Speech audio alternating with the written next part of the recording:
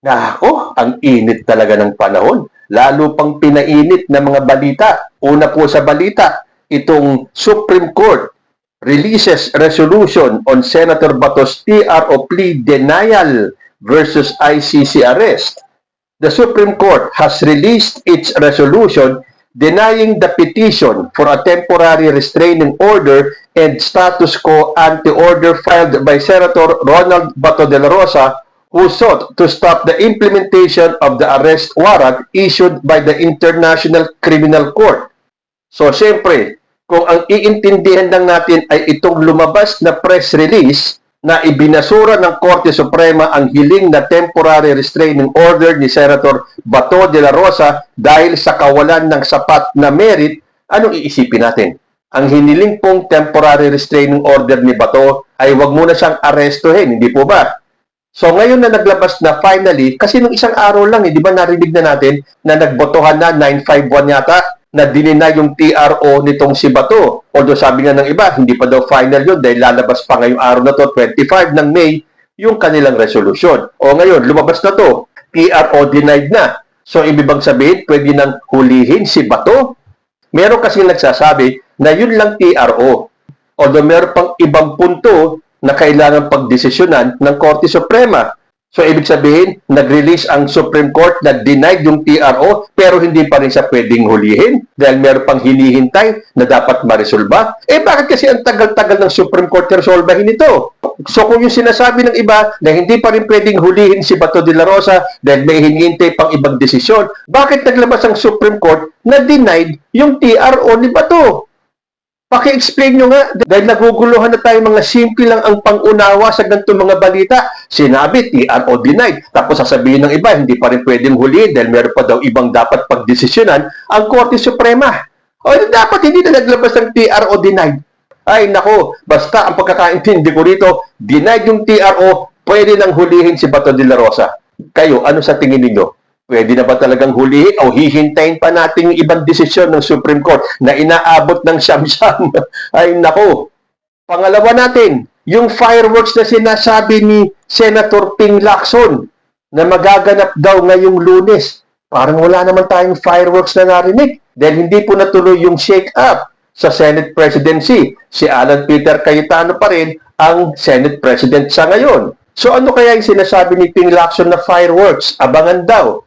Wala pong fireworks. Kasi siguro, sa susunod, wag muna magbali-balita, wag muna magbigay ng kahit na anong detalye dahil sabi nila, pinupush nila si Win Gatchalian. Uy, alam nyo ba? Pinupush pa lang nila si Win Gatchalian. Aba, mga katulad ni Harry Roque, sinisiraan na kaagad si Gatchalian. Yan po ang style ng mga DDS. Kapag meron silang naamoy na merong iluluklok na isang government official sa isang pwesto, sisiraan na nila kaagad yan. Yan po ang style ng mga DDS. Kasi ito daw si Win Gatchalian, talaga daw DDS yan. At kung ano-ano pa. So, sige na, hindi na natuloy. Si Alan Peter Cayetano pa rin ang Senate President. Pero, meron pala tayong ibang pasabog na masasaksihan kanina. At ito ay ibinalita ng bagong reyna ng intriga, ang pumalit kay Inday Badiday, si Senator Amy Marcos. Kaya tuloy, ang tawag ngayon kay Amy Marcos, reyna ng intriga. Matagal na yan. Talaga pong sa sobrang pagkachismosa ni Amy Marcos na wala naman pinapakitang konkretong ebidensya, puro chismis lang, puro haka-haka, puro sabi ni ganito, sabi ni ganyan. Ayan tuloy, may kapalit na ang yumaong Inday Badiday in the person of Amy Marcos. Paano ba naman kanina? Panonoodin ko sana yung video na inilabas ni Amy Marcos sa Senado. Pero umpisa pa lang, nakita ko na kagad na mukhang fake ito. Paano ba naman? Ginaya lang ni Amy Marcos yung inilabas na video ng peanut gallery. Yung bang expose daw nila na si Martin Romualdez ang utak at mastermind ng korupsyon. Kasi kanina, nung pag-umpisa pa lang ng video, merong voice over. Lalabas yung picture ni Bongbong Marcos, lalabas yung picture ni si Boji, di ba yung isa? Tapos, magsasalita na ganito, na ganyan, may pag-uusap sa term extension, sa no election, at kung ano-ano pa, charter change pa nga daw. Pero wala man lang pinakita yung totoong video na makikita na nakikipag-usap si Mick Zubiri kay Bongbong Marcos, na nagpapakita, nakausap ni Mick Zubiri, si ganito, si ganyan, at ang pinag-uusapan nila ay charter change, at no election, at kung ano-ano pa. Wala eh. So sabi ko, fake news na naman tong si Amy Marcos na hindi naman nakakapagtakang paniwalaan ng mga DDS. Ano ka ba, Amy? Talaga bang hindi ka pwede magsalita o mag-expose nang meron ka talagang konkretong ebidensya? Uy, akala ko nga kanina eh, sa wakas, may maipapakita na si Amy Marcos ng konkretong ebidensya na totoo yung kanyang sinasabi. Eh, yung pala, fake news pa rin. Ano ba yan, Amy? Talaga bang nawalan ka na ng, ano bang better term doon? Kahiyan sa sarili mo? Sabagay, hindi ba inamin ni Rodrigo Duterte dati na they plant evidence, they plant intrigues?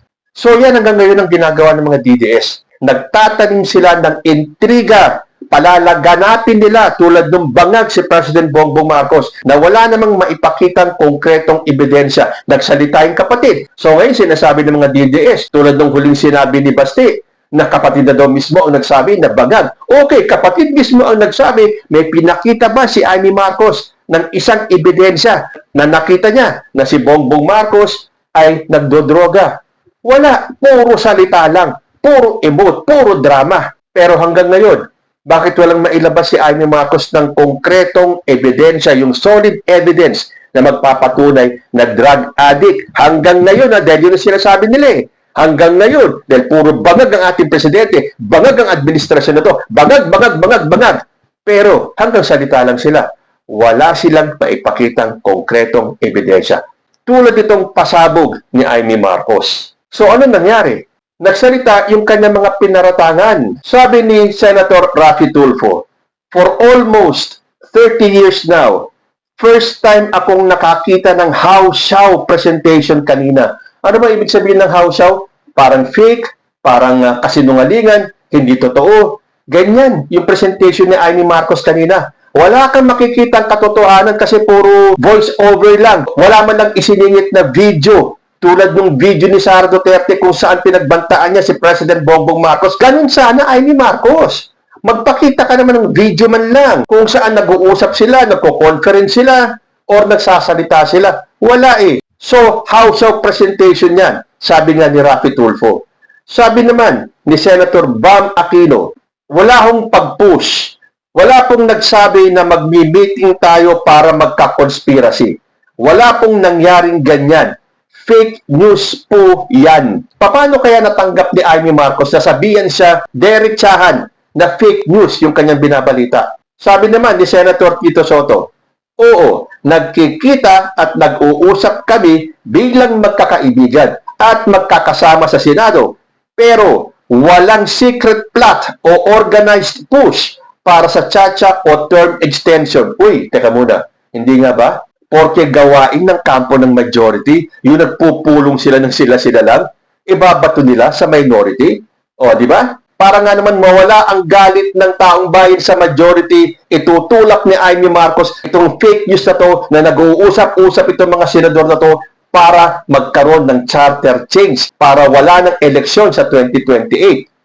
Galing ano? Pero akala ba ni Amy Marcos hindi makikita ng taong bayan yung evil minds nila? Oy, huwag natin kakalimutan na itim ang kulay ni Amy Marcos at ni Sara Duterte. Hanggang sa kaibuturan po ng kanilang kaluluwa, itim po ang nasa utak nila. Sabi naman ni Kiko Pangilinan, the Senate did not entertain charter change under my watch as chairman of the Committee on Constitutional Amendments. Ngayon si Robin Padilla na ang may hawak ng Committee on Constitutional Amendments. Ano kaya ang mangyayari? Sabi naman ni Senator Migs Zubiri, kung galit po kayo, magsalita po siya dyan. Magalit siya sa gobyerno niya, magalit siya sa kapatid niya, murahin niya kapatid niya, pero wag naman nang idamay yung mga tao na walang kinalaman dyan. Nako, ay yung Marcos, natatanggap mo itong mga sinasabi ng kapwa mo, senador? Kasi in short, sinungaling ka eh. Sabi naman ni Senator Ping Lacson, So, papaano nabuo yung istorya? Nakakatakot po yung mga video. Wala pong katotohanan. Kaya nung na-interview po ako ng media, sabi ko, outright lies. Flat lies. So, nagsalita itong mga senador na to. Lalo lang tuloy na wala ng kredibilidad itong si Amy Marcos. Kakapiranggot na nga yung credibility mo, Amy Marcos eh. Talagang tuluyan mo pang itinapon sa lusak. So, sino pa ngayon ang maniniwala sa'yo? Uy, meron pang nasabi si Risa Hontiveros ha. Sabi niya, ganito na ba? Kababa? Ay, may pinatutungkol lang kaya si Senator Risa. Ganito na ba kababa ang Senado ngayon or something to that effect? Di ba nga, ganyan na ba talaga kababa itong Senado na to? Nakakahiya na po kayo. Ginawa nyo ng circus ang Senado. Kaya tama si Senator Zubiri. Ang tingin ng taong bayan sa Senado ay circus na mula nung naupo si Alan Peter Cayetano bilang Senate President. Matapos ng fake shooting incident sa Senado, maglalabas naman ng fake video itong si Amy Marcos. In the first place, paano ba pinayagan ng Senado na maglabas ng ganyang propaganda si Amy Marcos sa Senado? Dahil ba kayo ang majority? So kanina, pinatatanggal ni Zubiri yung video presentation na yan sa record ng Senado. At nag-second demotion yung mga minority bloc. At meron pong isang hindi nakiisa sa motion na yon. At siya, si Senator Lito Lapid. Hindi po siya nakiisa sa motion ng minority bloc laban sa video ni Senator Amy Marcos. At makikita natin na nilapitan pa siya ni Senator Marcoleta at parang kinokongratulate. Teka muna ha, I smell something fishy. Tandaan nyo kahapon, nung lumabas sa balita na kinausap daw ni Senate President Alan Peter Cayetano si Lito Lapid para mag-over the backod, sumama sa majority para suportahan si Sara Duterte. Although sinabi na hindi daw siya pumayag at siya daw ay mananatili sa minority. So nakikita nyo ba yung nakikita ko? Hindi kaya hindi nakiisa si Lito Lapid ay totoong kinausap siya ni Cayetano at siya ay lilipat sa majority. At isang dahilan kaya yan kung bakit hindi natuloy yung shake-up sa Senate presidency. Anyway, mukhang tinabla naman si Amy Marcos dahil matapos siyang batikusin ng kanyang kapwa mga senador, pumayag naman si Amy Marcos na tanggalin sa record ng Senado yung video. O bakit Amy Marcos? Kung sa tingin mo, totoo yung video mo, dapat nanindigan ka, ipaglaban mo yung video mo. Pero bakit ka pumayag? Dahil alam mong fake at napaka-cheap ng video presentation mo? Kung sa tingin mo, totoo yan, dapat pinaglaban mo. Although ang sinabi niya, pumapayag siya pero dapat daw patunayan ng grupong ito or ng minority na walang mangyayaring charter change, na walang mangyayaring term extension at matutuloy ang eleksyon sa 2028. Pero bakit natatakot ka, Amy Marcos, kung magkaroon ng charter change o ng term extension? Dahil ba kasi ang gusto mo, si Sara Duterte, kung sakaling manalo siya, ang magkaroon ng term extension? Tandaan po natin yung sinabi ni Sara Duterte, kulang daw ang 25 to 30 years para daw ayusin ang bansa. So, nakukulangan siya sa 6 years. Dapat daw 25 years to 30 years. Walang tulugan, 25 years. Kung may konting tulog, 30 years. O sino ngayon ang nag-iisip ng term extension? Nahuhuli kayo sa sarili nyong bibig eh. Kaya ayaw ni Amy Marcos na pumayag sa term extension dahil yun ang balak nila kung sakaling manalo si Sara Duterte sa 2028. Uy, pero nasaktan si Amy Marcos ng gusto sa mga binitawang salita ng kanyang kapwa senador. Sabi ni Amy Marcos, nakaka-offend din po kasi ang mga sinasabi ng ilang senador tungkol sa akin na sadyang sinungaling na lahat ng lumalabas sa bibig ko ay lahat all BS or bullshit, outright lies. O bakit hindi ba? Totoo naman eh. Sadyang sinungaling ka naman talaga eh. Magpakita ka muna ng prueba na totoo yung video mo para masabi natin na hindi ka sinungaling. Ito, na lahat daw ng lumalabas sa bibig mo ay BS, outright lies, di patunayan mo. Maglabas ka ng totoong ebidensya na totoo lahat na sinasabi mo na may balak ng term extension, ng charter change at kung ano-ano pang ibinibintang mo. Akala nyo kasi sa panahong ito, hindi kayo mabubuko sa ginagawa ninyong fake news. Again, Kung totoo ang sinasabi mo, Amy Marcos, sige, magpakita ka ng konkretong ebidensya at maniniwala kami sa'yo. Ang sasabihin namin, sinungaling itong mga minority na to. Di ba? Hindi na uso yung magbibintang kayo, mag-aakusa kayo na wala kayong maipakitang ebidensya. Hindi tulad dito sa magiging impeachment trial ni Sara Duterte, nakalatag yung mga ebidensya. Ganun din dapat ang gawin mo. Bago ka magpalabas ng ganyang expose mo, maglatag ka ng ebidensya. Wala eh. So, papaano ka paniniwalaan ng taong bayan? So, until such time na may maipakita kang ebidensya, hindi mo maaalis sa taong bayan na tawagin kang bagong Queen of Intrigues, ang bagong Inday Badiday ng Pilipinas. Kayo po, ano ang masasabi ninyo? Comment lang po down below and I will see you in my next video. Diyos ti Agnina.